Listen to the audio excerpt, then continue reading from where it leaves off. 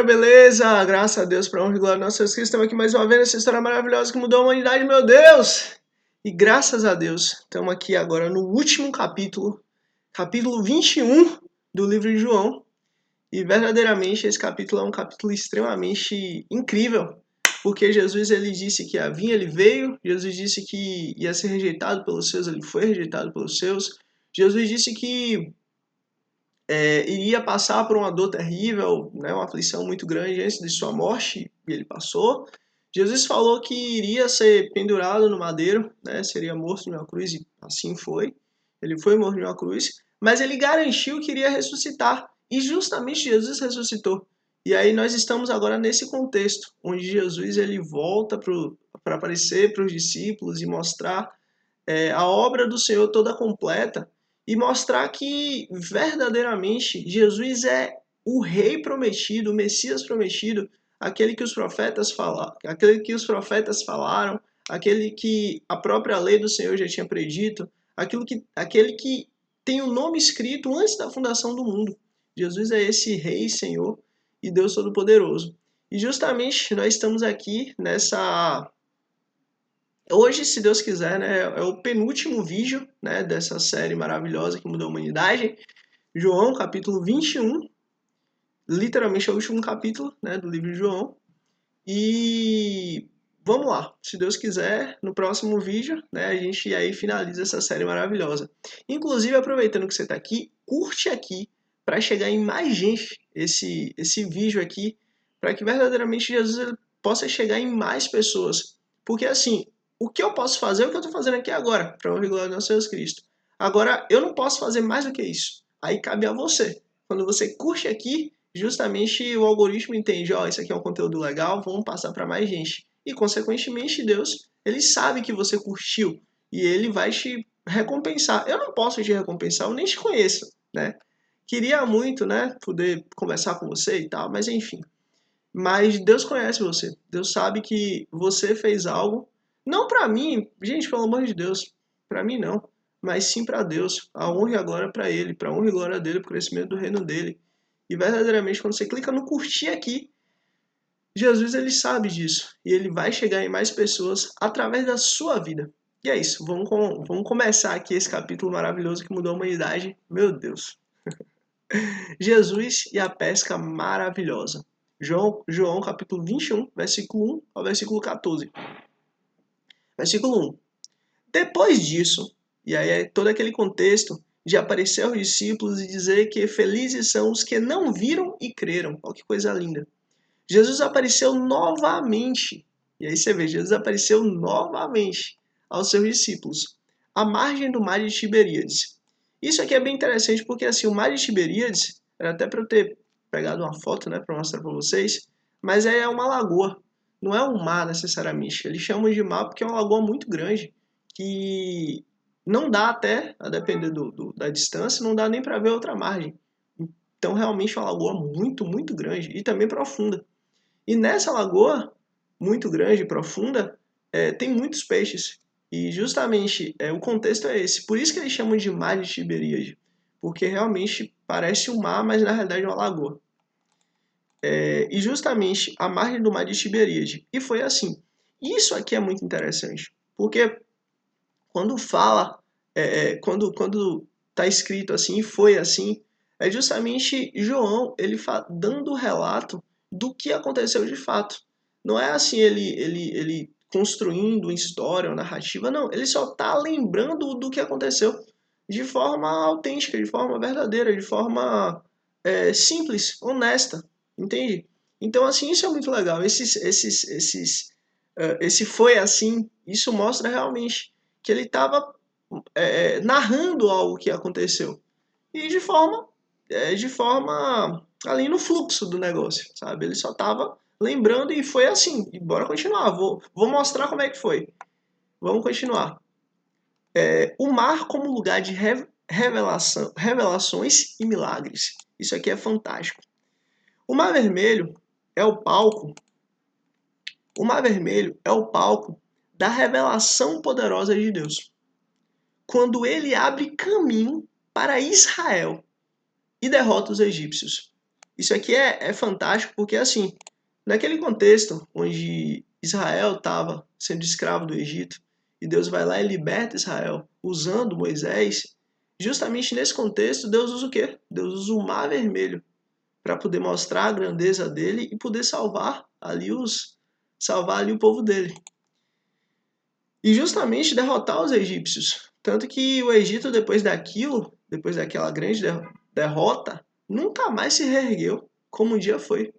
A gente tem que lembrar que o Egito era a nação, até então, a maior que tinha de toda a história da humanidade. E o Egito, depois que o Senhor derrotou, já foi. Virou um caniço quebrado.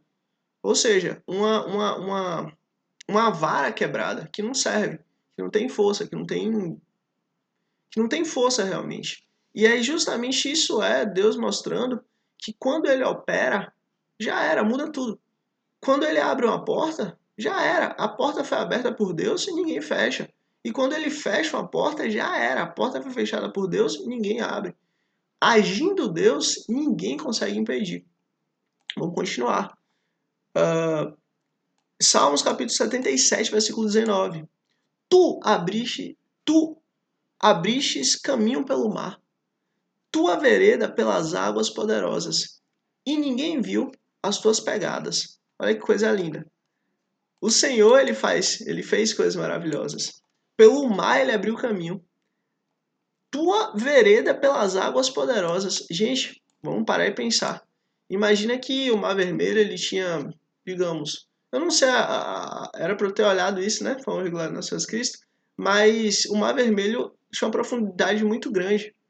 Imagina que Deus ele foi lá e abriu esse mar. Então ficou uma barreira de água muito grande de um lado e uma barreira de água muito grande do outro lado. Justamente Deus abriu o mar e ficou uma barreira de água de um lado, outra do outro lado. E justamente Deus fez o povo passar ali embaixo, no meio, tranquilo. Que coisa fantástica, né? E ninguém viu as tuas pegadas. Aí você vê o extraordinário do Senhor, né? Deus fez coisas extraordinárias à vista de todos, todos entendendo e conhecendo e sabendo que foi Deus que fez aquilo. E tendo o entendimento completo de que Deus estava ali presente e trabalhando, mas ninguém viu a pegada dele. E justamente isso é interessante porque na nossa vida, muitas vezes a gente não entende porque a gente passou por determinadas coisas, porque a gente viveu determinadas coisas, porque a gente vive determinadas coisas, mas Deus sabe. E tudo, quando a gente entrega a nossa vida para Jesus, tudo que vem na nossa vida é conforme a vontade e permissão do Senhor. Então, assim, há um propósito em tudo isso. E a gente tem que continuar, haja o que houver. Isso que é o importante, é continuarmos havendo o que houver, sabe? E vamos continuar.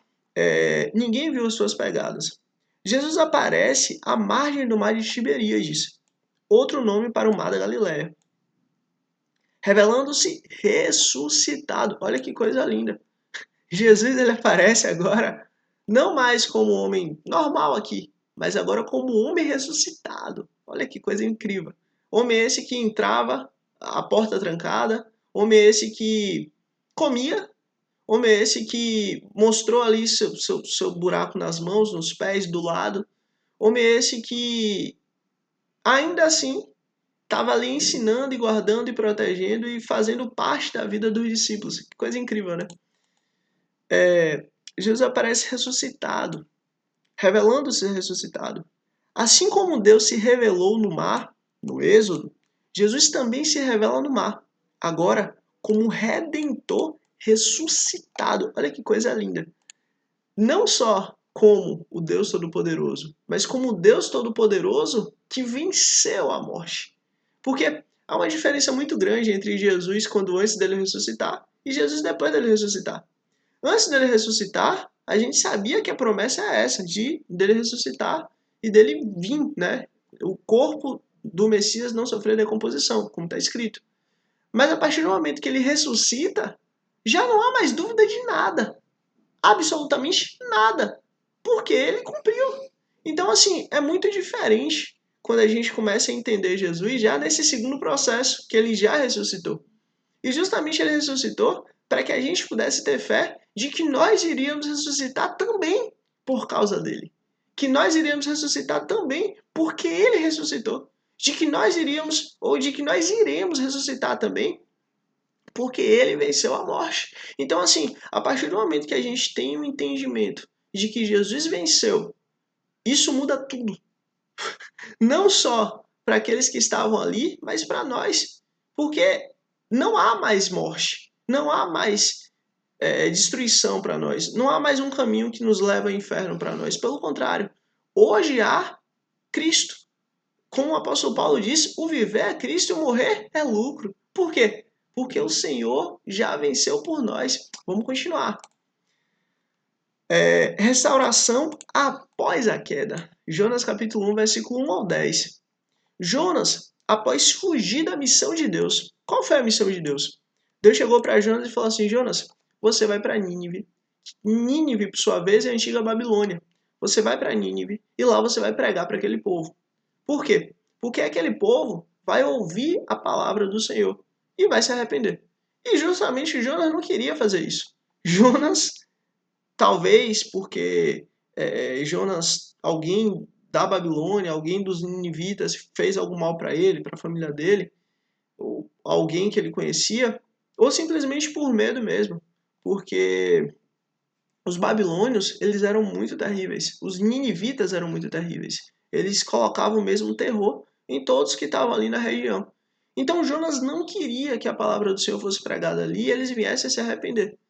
E aí justamente Jonas fugiu dessa missão que o Senhor deu para ele. Mas em contrapartida, o que acontece? Após Jonas fugir da missão de Deus, é lançado ao mar. E ali, nas profundezas, se arrepende. Deus o restaura e o envia novamente. Gente, a gente tem que entender isso. Deus, ele tem uma missão para mim, tem uma missão para você. Cada um de nós que temos o nosso nome escrito no livro do Senhor, cada um de nós tem uma missão única, específica e exclusiva. E essa missão, a gente pode fazer duas coisas. Ou a gente pode simplesmente ignorar e viver nossas vidas em paz, digamos assim. Ou a gente pode, desde quando a gente entendeu que a nossa vida ela começou, porque só temos uma vida, não temos duas, aí a gente corre atrás dessa missão. Fato é, se a gente for pelo amor, ou seja, a gente entendeu que a gente tem uma missão, a gente está buscando cumprir a missão, é melhor. A gente poupa tempo, a gente poupa suor, sangue e lágrima. Agora, se a gente não entendeu isso, se a gente quer viver nossas vidas, se a gente quer fazer as coisas conforme a nossa vontade, nosso desejo, Deus sabe que o nosso tempo ele é curto e que nosso tempo ele vai passar. Daqui a pouco, provavelmente daqui a 100, 200 anos, ninguém mais vai estar aqui. Então, ele sabe que o nosso tempo ele vai passar e que a gente vai ser cobrado. Então, justamente por causa disso, o que ele faz? Ele nos aperta um pouco. E aí, a gente vai ter que cumprir a missão pela dor. Então, assim, busque cumprir a missão que o Senhor te deu pelo amor. Porque pelo amor é muito mais fácil, é muito mais simples. Agora, se você não quiser seguir pelo amor, não tem problema. Cedo ou tarde, pela dor, você vai ter que seguir. Porque Deus, não é que Deus ele tem que te recompensar, a questão não é essa, mas Deus ele vai te recompensar. E justamente você tem que ser trabalhado. E justamente essa sua maneira de ser trabalhada vai ser cumprindo essa missão. Vai ser cumprindo a missão que Deus estabeleceu para você.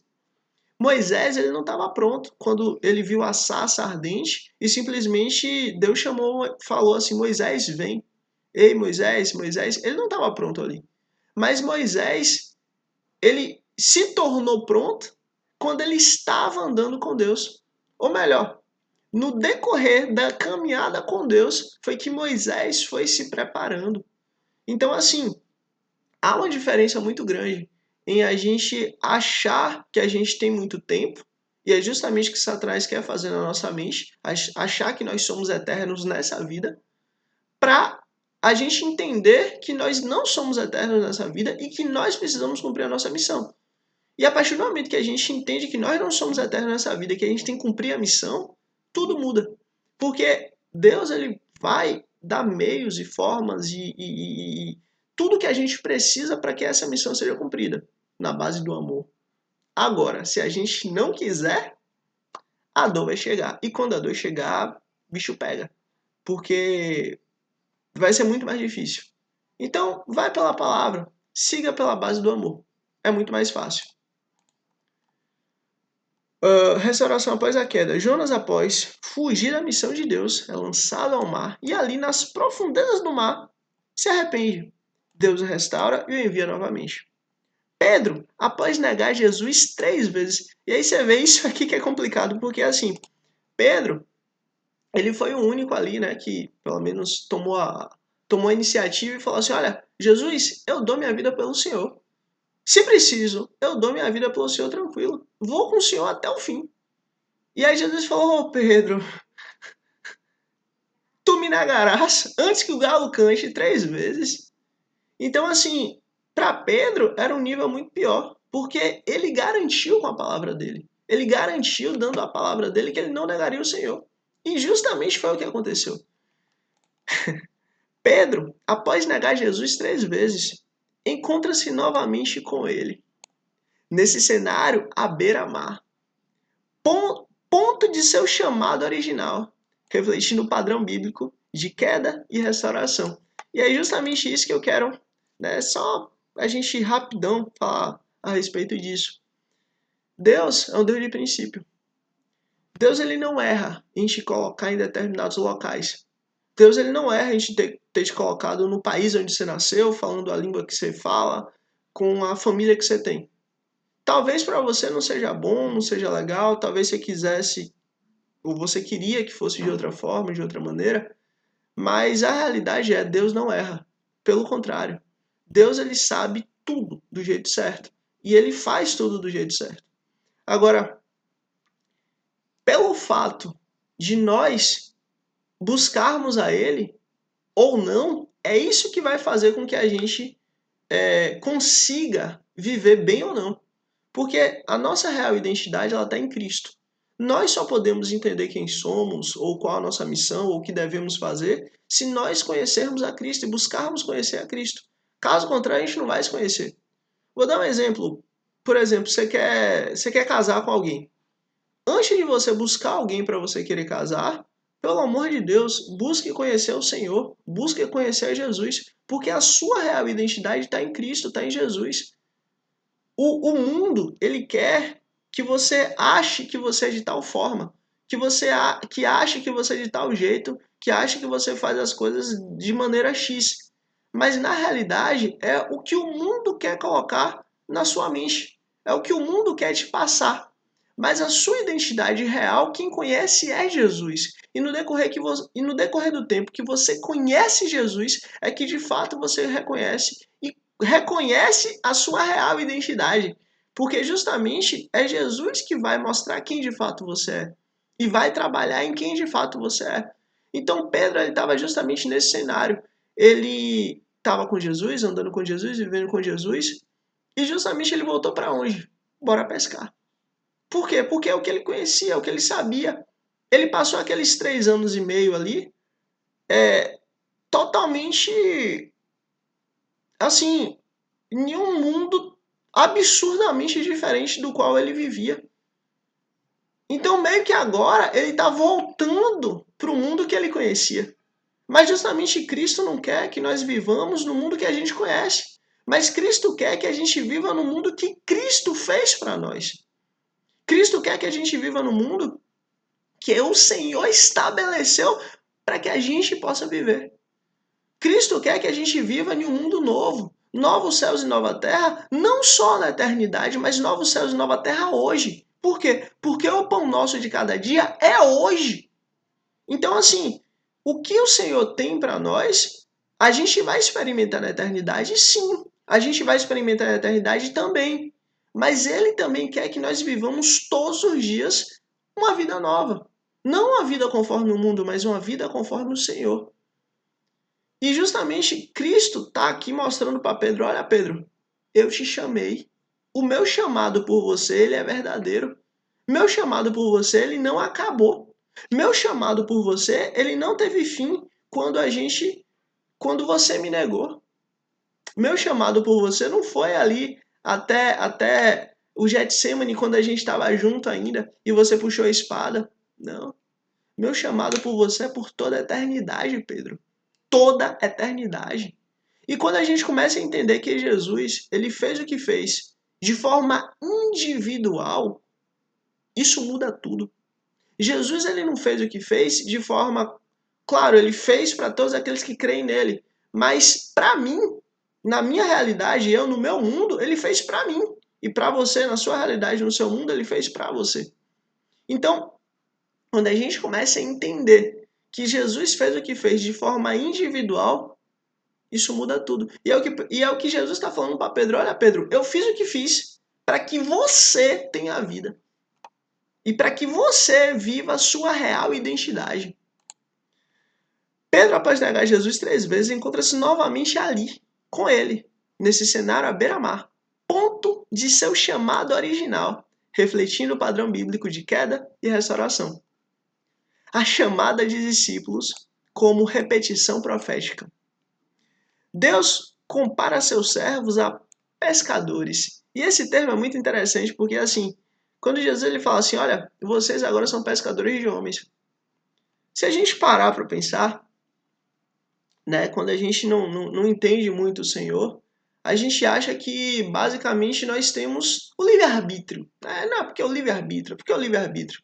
Gente, essa história de livre-arbítrio, a gente não bate muito com o que a palavra de Deus diz. Porque a palavra de Deus diz, nossa natureza é má, nossa natureza é pecaminosa, nossa natureza tem ódio do Senhor, nossa natureza odeia as coisas de Deus, nossa natureza busca incessantemente o pecado, nossa natureza ama o pecado. A nossa natureza não tolera o Senhor e as coisas do Senhor. Então, assim, peraí, como é que a gente tem livre-arbítrio se a nossa natureza ela é tão inclinada para o mal, para o pecado, para a falha? Como o apóstolo Paulo fala, o bem que eu quero eu não faço, mas o mal que eu não quero, esse eu faço. Como existe livre-arbítrio se nossa natureza é tão inclinada para as coisas que não são do Senhor, para as coisas que são inimigas do Senhor? Então, assim, essa história de livre-arbítrio ela não existe. Isso é um entendimento muito raso a respeito do que a gente pode fazer, que eu prefiro chamar de livre agência. Nós podemos, aqui, dar um exemplo. Tem esse pano aqui. Eu posso jogar esse pano para cima, posso jogar esse pano para baixo, posso botar para um lado, para o outro. Isso aqui é a livre agência que Deus nos dá. Mas a questão é, o que é que a gente faz? O que é que a gente faz com a nossa alma, com o nosso espírito? Para onde nós estamos indo? E justamente a analogia que Jesus faz olha, a analogia que Jesus faz a respeito disso. Vocês agora são pescadores de homens. O que é que o pescador faz? Ele vai para o mar e fica ali acima do nível da água. Aqui é a água, que é o nível da água. Ele fica ali acima do nível da água no seu barquinho, né? Beleza. E justamente em cima do nível da água no seu barquinho, o que é que ele faz? Ele joga o anzol, ele joga ali bota, né, o anzol e tal, com a linha e tudo mais. E aí o anzol ele desce, cadê? O anzol ele desce e vai lá para o fundo. Aqui é o nível da água. Ele vai lá para o fundo. E lá no fundo é onde os peixes estão. E justamente o que é que o peixe vai fazer? O peixe vai ver a comidinha ali e vai comer. E aí o pescador vai lá e levanta aquele peixe e pronto, e pesca aquele peixe. Essa analogia é a analogia perfeita para entendermos o grau de depravação que vivemos a respeito do Senhor e das coisas do Senhor. O grau que a nossa natureza ela foi comprometida com o mal e com o pecado. O grau para compreendermos que verdadeiramente e necessariamente nós precisamos de Jesus acima de tudo. E só Ele, só Jesus pode nos salvar. Jesus, ele foi transpassado. O que acontece? Ali no anzol, geralmente é colocado uma isca. Jesus é essa isca. Nossa função é jogarmos ali a vara com a linha. E Jesus está na isca. E justamente os peixes, eles vão ser atraídos para aquela linha, para aquele anzol. E eles vão ser atraídos pelo anzol por causa de Jesus. E aí vão morder aquele anzol. E nessa que morder aquele anzol, o que é que o Senhor faz? Nós, como pescadores, vamos lá e levantamos aquele peixe. Pronto. Essa é a analogia perfeita. Nós vivemos na realidade, antes de Jesus, nós vivemos, não é na superfície podendo escolher entre buscar Jesus ou não, querer Jesus ou não, estar com Jesus ou não. Não. Na realidade, nós vivíamos, como o apóstolo Paulo disse, segundo o príncipe desse mundo, segundo o principado da potestade do ar, segundo o próprio Satanás. Nós vivíamos conforme a vontade de Satanás. Nós vivíamos não acima do nível do pecado, mas nós vivíamos no mais profundo pecado. E justamente quando a gente tem esse entendimento, a gente entende como Cristo ele foi tão bom, tão bom, tão bom conosco. Porque Cristo ele se deu por nós quando nós ainda éramos pecadores. Cristo se deu por nós quando nós ainda éramos totalmente depravados. Cristo se deu por nós quando nós ainda éramos completamente distantes do Senhor. Cristo se deu por nós quando nós estávamos completamente longe da graça e da presença dele, quando não tinha absolutamente nada em nós. Foi aí que Cristo se deu por nós. Então, assim, é o que Cristo mostrou para nós. Vocês são pescadores de homens. Ou seja, vocês vão ser usados por mim para alcançar vidas e almas. E é justamente isso, inclusive aproveitando aqui, seja usado agora por Jesus e dá um like aqui para você ser usado por Jesus e alcançar mais almas e vidas para a honra e glória do nosso Senhor Jesus Cristo. Vamos continuar. Deus compara os seus servos a pescadores que buscarão o seu povo. Jeremias capítulo 16, versículo 16. Mas agora mandarei muitos pescadores, declara o Senhor, e eles o pescarão. E justamente esse contexto aqui ele está falando sobre o cerco da sobre o cerco da Síria, não, sobre o exílio da Babilônia. Mas Deus está deixando muito claro que o próprio Deus está mandando a Babilônia para poder tirar Israel daquele grau de pecado, de contaminação e de destruição que estava vivendo. E que depois de tudo isso, a Babilônia seria extremamente punida. E assim foi. E é justamente o que Jesus está mostrando. Olha, assim como Deus usou homens para poder pescar, fisicamente, inclusive, o meu povo Israel e tirar do pecado, da mesma forma vocês também são pescadores de homens. Vocês vão pescar, não mais fisicamente, mas espiritualmente. Vocês vão pescar vidas e almas por toda a eternidade. Vamos continuar. A reaparição de Jesus ressuscitado no cenário da pesca abundante renova o chamado dos discípulos de serem pescadores de homens, conforme predito pelos profetas. A fartura de peixe simboliza o sucesso da missão, quando realizada sob a direção de Cristo. Gente, a gente tem que ter muito cuidado com isso, sob a direção de Cristo. Às vezes a gente pode ter muito zelo por determinadas coisas. Por exemplo, eu cuido muito bem do meu PlayStation. Eu cuido muito bem do meu Xbox. Eu cuido muito bem do meu carro. Eu cuido muito bem da minha casa. Eu cuido muito bem do meu celular. Sei lá. A gente pode cuidar muito bem de determinadas coisas. Mas assim, isso é a prioridade? Isso é prioridade? A gente tem que entender o que é prioridade. E dentro da prioridade, a gente tem que fazer aquilo que de fato é prioridade. Se sobrar tempo, aí sim a gente cuida de outras coisas. Às vezes a gente gasta tanto tempo com coisas que são tão supérfluas. Que são importantes? Sim, são. Mas existe prioridade. Quantas vezes a gente acorda e pega o celular? Nem falar com o Senhor. Oh Deus, muito obrigado por mais um dia de vida. Que Deus nada, mais um dia de vida o quê? Eu já acordei, já foi. Quantas vezes a gente acorda e já vai olhar o Instagram, o YouTube, vai ver qualquer coisa? Quantas vezes? E eu não estou dizendo só de você, não, falando para mim, inclusive.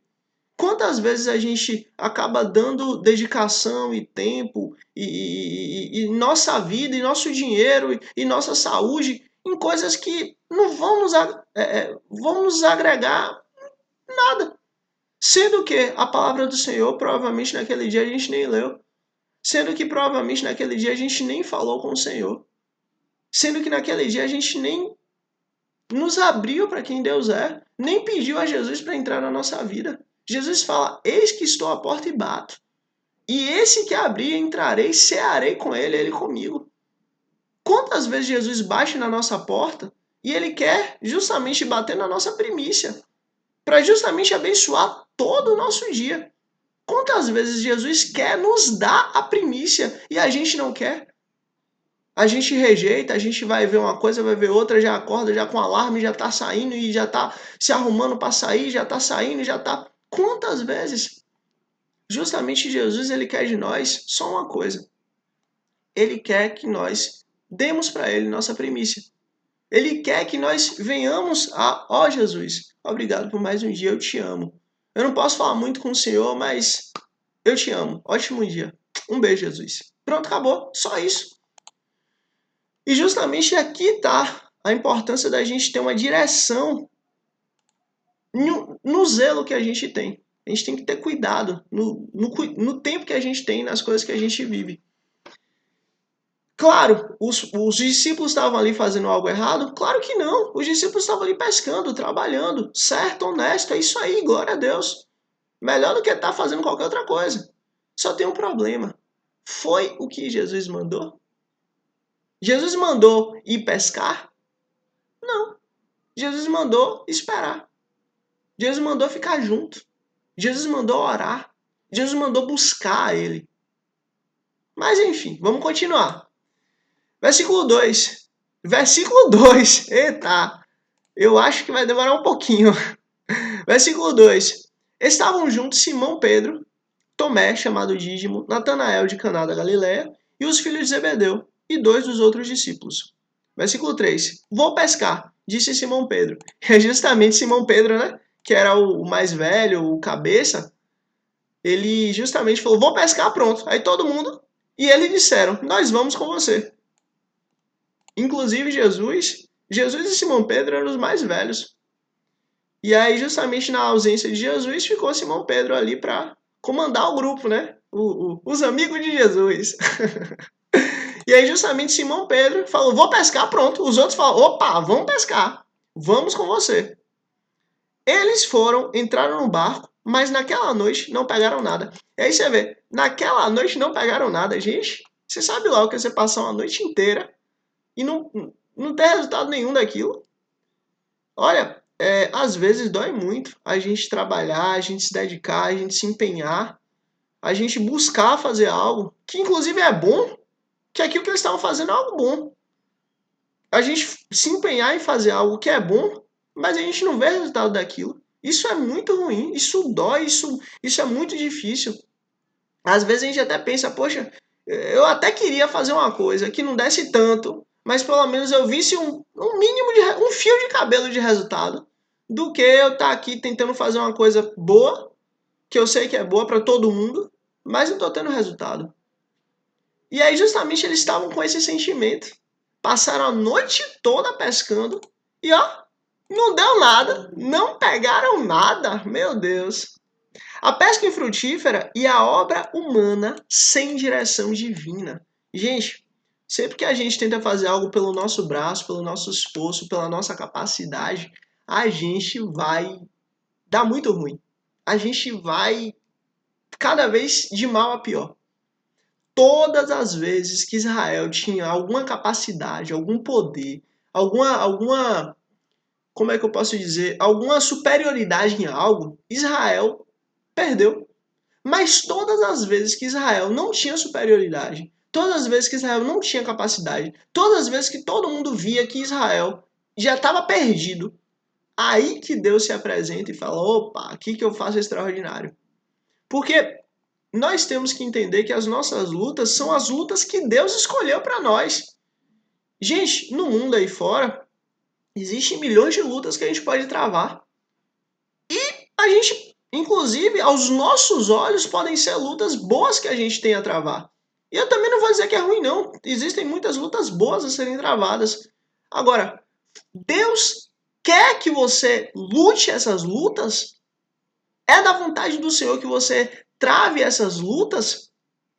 Porque assim, é muito fácil a gente ver várias lutas para serem lutadas que inclusive valem a pena. Todo mundo ganha. Mas espera aí, Deus quer que a gente viva isso? E é justamente o que os discípulos estavam vivendo, eles estavam travando uma luta ali que eles não foram naquele momento chamados para isso. Aquele momento já tinha passado. Eclesiastes capítulo 1, versículo 14. Tenho visto tudo o que é feito debaixo do sol. Tudo é inútil, é correr atrás do vento. Quem falou isso foi Salomão, o homem mais sábio que pisou na face dessa terra depois de Jesus. Tudo é inútil, é correr atrás do vento. As coisas dessa vida, as coisas desse mundo são assim. Vento, correr atrás do vento. Agora as coisas do Senhor, as coisas eternas. Aí o negócio é maravilhoso. Traça não come, ladrão não rouba. Nada pode acontecer. É uma dispensa eterna que nós estamos fazendo. É um investimento eterno que nós estamos fazendo. Vamos continuar. Salmos capítulo 127, versículo 1. Se não for o Senhor, o construtor da casa, será inútil trabalhar na construção. Inclusive tem outro versículo que diz: inútil vos será cedo levantar e penosamente trabalhar. Por quê? Porque aos seus amados ele dá enquanto dorme. Aí vem Jesus e fala assim: olha, aquele que tem os meus mandamentos e os guarda, este é o que me ama. Peraí, aquele está longe, este está perto. Se eu tenho os mandamentos do Senhor e eu guardo, eu estou perto. E esse que me ama será o quê? Amado do meu Pai. E eu manifestarei a ele e farei nele morada. Gente, se nós temos o mandamento do Senhor, se buscamos a Jesus e temos o mandamento de Jesus, somos amados de Deus. E se somos amados de Deus, Deus reafirma cada vez mais a missão que ele tem para nós. E se cumprirmos a missão que ele tem para nós, ó, tudo nos será o quê? Acrescentado. Como Jesus falou, buscai primeiro o reino do céu e a sua justiça, e as demais coisas nos serão acrescentadas. Vamos continuar. Assim como no Antigo Testamento, onde a confiança em esforço próprio, sem a bênção de Deus, é vazia. Aqui os discípulos passam a noite inteira sem nenhum resultado. E é um retrato da incapacidade de frutificar sem o discernimento do Senhor. Gente, vamos perguntar a Deus o que é que de fato Deus quer que a gente faça. Vamos falar, Jesus, quer que o Senhor quer que eu faça? Porque muitas vezes falta. Às vezes a gente olha uma coisa, olha outra, acaba se misturando, mas olha, Jesus tem algo para você, que ele escreveu para você. Não é para fulano nesse canto, é para você, de forma individual. Vamos falar, Jesus me ajuda, me dá clareza, me dá sabedoria. Eu quero descobrir o que o Senhor tem para mim. Eu não quero perder tempo. Vamos continuar. O retorno às origens e o chamado profético para uma nova missão. Jeremias capítulo 16, versículo 16 diz: Mas agora mandarei muitos pescadores, declara o Senhor, e eles os pescarão. Isaías capítulo 6, versículo 8: Então ouvi a voz do Senhor, conclamando: Quem enviarei? Quem irá por nós? E respondi: Eis-me aqui, envia-me a mim. E é justamente isso que está acontecendo nesse contexto. O ato de Pedro voltar a pescar literalmente ecoa seu ofício, a sua vida anterior, o que ele fazia. Mas também prepara o reenvio para a missão incrível como pescador de gente, pescador de homem, cumprindo a visão profética de Jeremias. O simbolismo da noite e a necessidade da luz do Senhor. Salmos capítulo 30, versículo 5. O choro pode persistir uma noite inteira, mas de manhã irrompe a alegria. Gente, ainda que a gente esteja no inferno, vamos continuar olhando para Jesus. Sabe por quê? Porque Jesus é o nosso sol da justiça e ele nos arranca do inferno. Vamos continuar. Isaías capítulo 9, versículo 2. O povo que caminhava em trevas viu uma grande luz. A noite sem peixes antecipa o amanhecer em que Jesus, a luz do mundo, aparecerá na margem. E aí você vê, a gente tem um contraste aqui muito grande, né? Dois lados muito distintos. Um lado, uma noite escura, sem peixes, infrutífera. Mas por outro lado, o sol da justiça, o Deus Todo-Poderoso, o Rei dos Reis, que está ali. E a gente vai chegar nessa parte. Jesus ele tem isso para nós. Olha, ele quer uma vida diferente para nós. É isso que Jesus quer. Uma nova vida. Todos os dias. Vamos continuar. Inclusive, aproveitando que você está aqui, ó, deixa um like para que você seja usado por Jesus para chegar em mais gente. A mensagem de Jesus. Vamos continuar. Versículo 4. Ao amanhecer, Jesus estava na praia, mas os discípulos não o reconheceram. O amanhecer com um momento de libertação e intervenção divina. Êxodo capítulo 14, versículo 27. Moisés estendeu a mão sobre o mar, e ao raiar do dia, o mar voltou ao seu lugar. No amanhecer, Deus derrotou o exército egípcio e salvou Israel. Salmos capítulo 46, versículo 5. Deus nela está, não será abalada. Deus vem em seu auxílio desde o romper do dia. O raiar do dia introduz Jesus chegando para mudar o cenário de frustração dos discípulos. E aqui nós temos um Deus próximo, mas não reconhecido à primeira vista. Em Gênesis capítulo 18, versículo 1 e 2, Abraão recebe 3 visitantes no meio do dia, sem perceber inicialmente que um deles representa o próprio Senhor Jesus. Juízes capítulo 13, versículo 16. Os pais de Sansão conversam com o anjo do Senhor antes de perceber a sua real identidade. O não reconhecer é um padrão bíblico. Deus ou seu mensageiro, Jesus, muitas vezes se revelam de forma velada, exigindo atenção. Aqui, a revelação vem pela interação, não pela aparência imediata. E isso a gente tem que ter muito cuidado, porque assim, Jesus ele deixou muito claro uma coisa: olha, tive fome, você não me deste de comer. Tive sede, você não me deste de beber. Fui nu e você não me deu roupa. Estive preso e você não foi me visitar. E aí vão perguntar: Jesus, quando foi que o Senhor passou por tudo isso? Ele é? Quando você não fez isso quando você não fez isso pelos meus pequeninos, você não fez a mim. Quantas vezes a gente voluntariamente busca fechar os olhos, virar o rosto, não ouvir nosso próximo? Quantas vezes a gente voluntariamente busca continuar nossas vidas e não tentar ajudar quem está perto? Vamos continuar. Deus que espera no limiar. Deus que espera no limiar entre a provisão e a missão. Jonas capítulo 4, versículo 5. Jonas se retira para observar que Deus fará numa cena de encontro à distância. Isaías capítulo 30, versículo 18. Contudo, o Senhor espera o momento de ser bondoso com vocês. Ele se levantará para lhes mostrar compaixão. Você vê, Jesus tem um momento. Jesus na praia está no limiar. Não está no barco, no lugar do esforço humano, mas à beira, mais à beira, onde a terra firme, onde a terra firme e a água se encontram. Um ponto de transição, onde Deus redefine todos os destinos. E aí você vê, Jesus ele trabalha justamente nesse ponto, onde a gente tem a conclusão de que a gente não vai conseguir fazer mais nada e onde só ele pode fazer alguma coisa. Inclusive, para honra e glória do nosso Jesus Cristo, tem até um testemunho aqui no canal, né, para honra e glória do nosso Jesus Cristo, o dia que eu quase fui, né, eu quase voltei para casa, quase saí dessa vida aqui.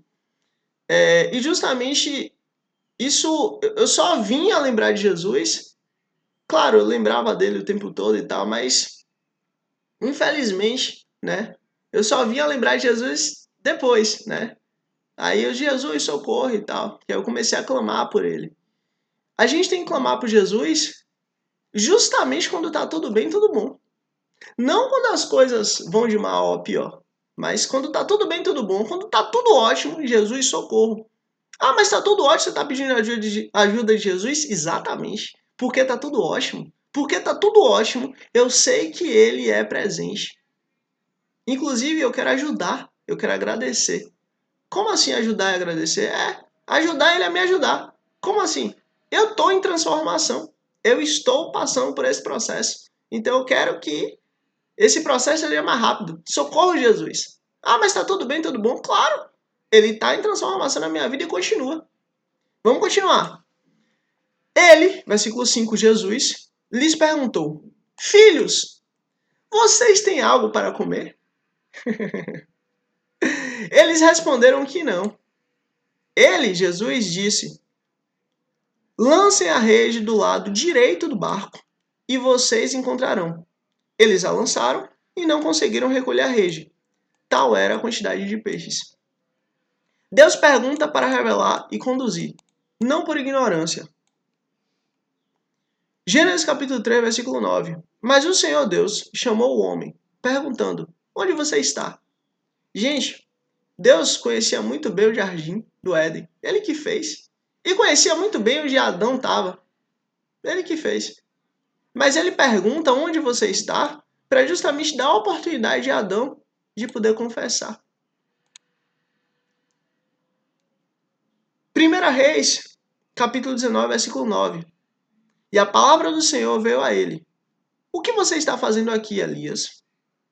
Assim como Deus, Jesus, que sabe todas as coisas, faz perguntas para provocar reflexão e preparar o coração para a revelação seguinte. O que você tem vocês têm algo para comer? Direciona os discípulos a reconhecerem a sua própria falta. Porque a partir do momento que Jesus pergunta, vocês têm algo para comer? Eles lembram do quê? Não, a gente teve uma noite péssima. Entendeu? Milagre de provisão ligado à obediência. 2 Reis, capítulo 4, versículo 2 e 4. Eliseu pede à viúva que recolha vasilhas e as encha com um pouco de azeite que tem. E a multiplicação vem depois de seguir a instrução. Êxodo capítulo 16, versículo 4. O maná desce como uma resposta a uma diretriz específica de recolhimento feita por Deus. A abundância surge quando o povo segue uma ordem que parece simples ou até improvável. Aqui, a pesca milagrosa repete esse padrão. O lado direito como símbolo de bênção e favor de Deus. Gênesis capítulo 48, versículos 17 e 19. Jacó cruza os braços. Estava assim, Jacó cruza os braços para abençoar o filho mais novo, com a mão direita, indicando a primazia e favor. Salmos capítulo 110, versículo 1. Sente-se à minha direita. Ao lado direito é a posição de autoridade e bênção. O detalhe lado direito não é geograficamente acidental. Carrega o simbolismo de agir de acordo com a orientação divina do Senhor para receber o seu favor. Inclusive, você chegou até aqui, deixa um like para chegar em mais gente, você ser usado por Deus e Jesus poder chegar em mais pessoas. Versículo 7. O discípulo a quem Jesus amava, João, disse a Pedro: É o Senhor. Simão Pedro, ouvindo dizer isso, vestiu a capa, pois a havia tirado, e lançou-se ao mar. Os outros discípulos vieram no barco, arrastando a rede cheia de peixes, pois estavam apenas a cerca de 90 metros da praia. Reconhecer a presença de Deus e a responder imediatamente. Gênesis capítulo 28, versículo 16. Quando Jacó acordou do sono, disse: Sem dúvida, o Senhor está neste lugar, mas eu não sabia. Ou seja, de forma pronta, ele acordou e já falou. Isaías capítulo 6, versículo 5. O profeta reconhece a presença divina e responde com: Eis-me aqui, envia-me a mim. Assim como Jacó e Isaías tem um despertar imediato, João reconhece Jesus e Pedro. Assim como Jacó e Isaías têm um despertar imediato, João reconhece Jesus e Pedro reage instantaneamente com a ação.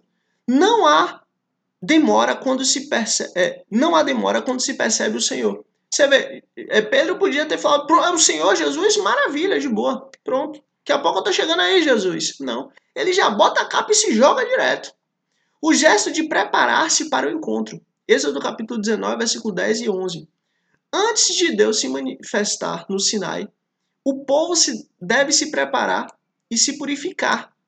Foi o que aconteceu por 10 dias, para que no 10º dia Deus pudesse chegar até o povo. Em 2 Reis, capítulo 1, versículo 8, Elias é identificado por sua aparência e vestimenta simbólica, como homem de Deus. A atitude de Pedro de vestir a capa não é um mero detalhe prático, é um sinal de respeito, preparação e até reverência para encontrar o Messias, refletindo a necessidade de se apresentar adequadamente diante de Deus. A partilha da missão entre os que correm e os que sustentam. Josué capítulo 3, versículo 14 e 17. Enquanto alguns sacerdotes pisam nas águas para abrir caminho, outros sustentam a arca até todos passarem. Neemias capítulo 4, versículo 16 e 17. Enquanto parte do povo trabalha com a construção, outros ficam na defesa. Pedro se lança no mar para chegar logo, mas outros continuam no barco, trazendo a rede cheia. A obra de Deus inclui papéis diferentes que se complementam para cumprir o propósito. Gente, e pelo amor de Deus, ponham isso na cabeça, que se complementam. Quando o apóstolo Paulo ele fala assim da importância do corpo, ele deixa muito claro, olha, o que é mais importante? O pé ou o ouvido? O olho ou o dedo?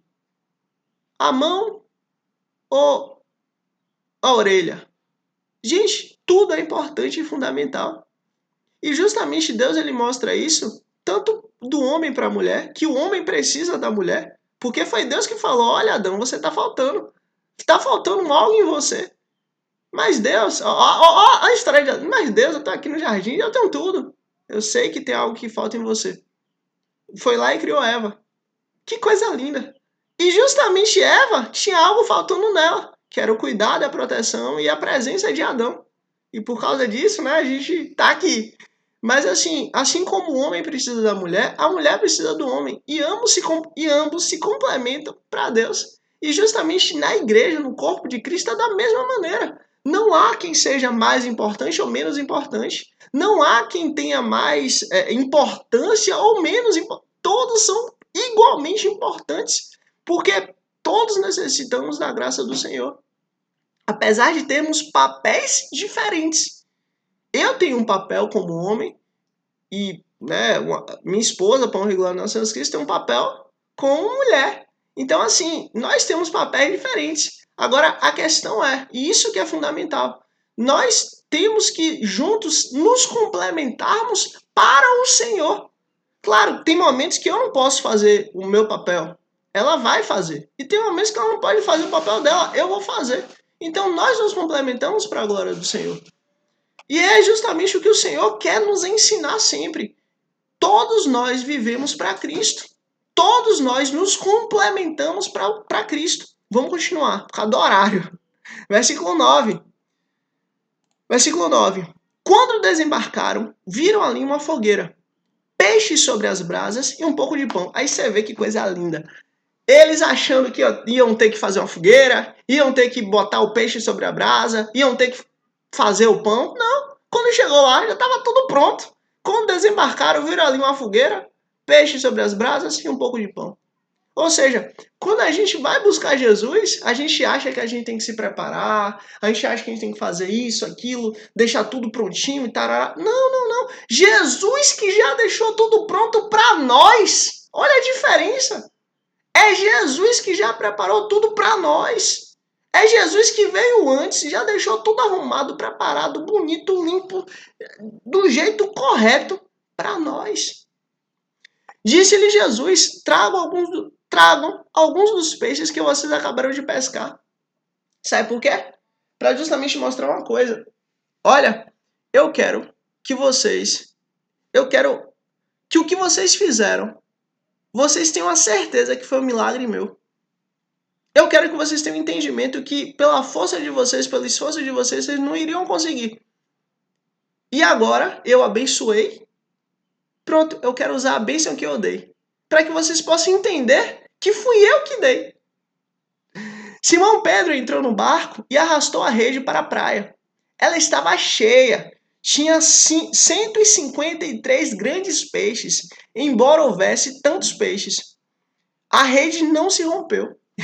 E aí você vê.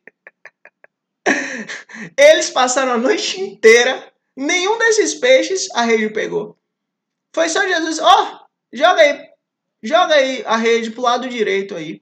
Pronto. 153 grandes peixes. Pronto, os peixes tudo foram pro lado direito, a rede pegou. Que coisa linda. E a rede não se rompeu. O milagre é completo. Glória a Deus. O pão e o peixe. Êxodo capítulo 16, versículo 4. Então o Senhor disse a Moisés: farei chover pão do céu para vocês, um maná no deserto. Números capítulo 11, versículo 22. Moisés se pergunta: como Deus alimentaria o povo com carne? E Deus proveu o quê? Codornizes em abundância. Deus provê pão e carne, ou peixe, para sustentar o seu povo. Aqui Jesus já tem alimento pronto, antes mesmo de receber a pesca dos discípulos, mostrando-se como o provedor supremo.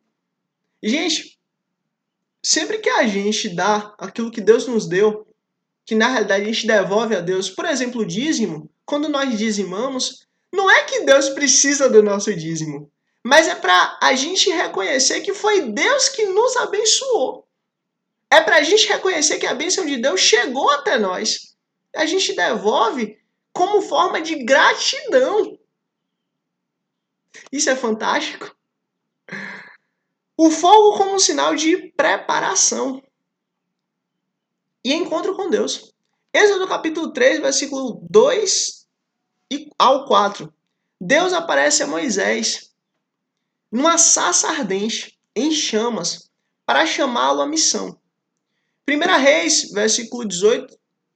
capítulo 18, versículo 38. O fogo do Senhor consome o sacrifício no Monte Carmelo, na disputa de Elias contra os profetas de Baal. O fogo, em João capítulo 21, não é destrutivo, mas acolhedor e de provisão. Jesus recebe os discípulos, aquece e alimenta, criando um cenário de comunhão e revelação. A rede cheia não rompida. Ezequiel capítulo 47, versículo 9 e 10. O profeta vê águas cheias de vida, com muitos peixes, simbolizando a restauração e a abundância do agir de Deus. Abacuque capítulo 1, versículo 14 ao 15. A figura dos homens como peixes apanhados numa rede retrata povos reunidos. A rede cheia, intacta, simboliza que quando a missão é conduzida por Jesus, há abundância e nada se perde, antecipando a imagem de um povo reunido com segurança no reino de Deus, sem que ninguém seja perdido. Gente, isso aqui tudo é inclusive uma profecia para o que vai acontecer conosco. Nós seremos todos arrebatados pelo próprio Deus. Nós seremos todos arrebatados ao som da última trombeta. Ao som da última trombeta, os que estiverem vivos serão transformados e os mortos serão ressuscitados. Então, assim, isso vai acontecer conosco. É o que Cristo está mostrando. Olha, vai acontecer exatamente isso. Eu vou, né, na minha próxima vinda, eu vou levar vocês e vocês vão participar desse banquete maravilhoso, que justamente a gente entra na boda do Cordeiro. Ninguém vai ser perdido, ninguém vai ser deixado. O Senhor não vai esquecer de um. Pelo contrário, todos vão ser levados. Agora, depois dos 7 selos serem rompidos e depois das 6 trombetas serem tocadas, aí sim, a última trombeta será tocada e ao som da última trombeta os que estiverem vivos serão transformados e os mortos ressuscitarão primeiro. Aí depois o Senhor vai derramar 7 taças da ira de Deus. Só que as 7 taças da ira de Deus, Jesus tomou por nós, pela noiva. Nós não vamos tomar, porque Jesus tomou. Nesse tempo que as 7 taças da ira de Deus forem derramadas sobre a terra, nós estaremos comendo lá com Cristo as bodas do Cordeiro. Vamos continuar por causa do horário. Versículo 12. Jesus lhe disse: venham comer. Olha que coisa linda. Nenhum dos discípulos tinha coragem de lhes perguntar: quem és tu? Sabiam que era o Senhor. Olha que coisa linda. Versículo 13. Jesus aproximou-se, tomou o pão e deu a eles, fazendo o mesmo com os peixes, fazendo o mesmo com o peixe. Essa foi a terceira vez que Jesus apareceu aos seus discípulos, depois que ressuscitou dos mortos. O convite divino para comer, como sinal de comunhão e pacto. Êxodo capítulo 24, versículo 9 ao 11. Moisés, Arão, Nadab, Abiú e 70 anciões viram o Deus de Israel e comeram e beberam na sua presença. Aleluia. Isaías capítulo 55, versículo 1 e versículo 2. O convite de Deus. Venham, todos vocês que estão com sede, ouçam-me e comerão o que é bom. Você vê, todos aqueles que estão com sede, ouçam-me e comerão o que é bom. A refeição é mais do que alimentação, é um ato de aliança e intimidade. Aqui Jesus, ressuscitado, convida os seus para a mesa de comunhão eterna. O ato de dar pão e alimento como gesto messiânico e sacerdotal. Gênesis capítulo 14, versículo 18. Melquisedeque, sumo sacerdote do Deus Altíssimo, oferece pão e vinho na bênção de Abraão. 2 Reis capítulo 4, versículo 42 e 44. Eliseu reparte pão diante de muitos, e todos comeram com sobra, pela palavra de Deus. Jesus repetir o gesto ritual de repartir pão e peixes ecoa líderes sacerdotais e profetas que alimentam o povo. Aqui ele o faz como um sacerdote eterno e supremo, que se oferece e provê. Você vê que coisa linda. É Jesus que se oferece, é Jesus que provê, é Jesus quem cura, é Jesus quem dá para o povo, é Jesus quem se sacrificou por nós. A aparição repetida, confirmando a missão e as promessas de Deus. Gênesis capítulo 18, versículo 1 ao 15. Deus aparece mais uma vez a Abraão, confirmando a sua promessa. Josué capítulo 1, versículo 1 ao 9. O Senhor fala várias vezes para encorajar Josué antes da missão. Não temas, não temas, não temas, não temas, não temas, porque eu sou contigo.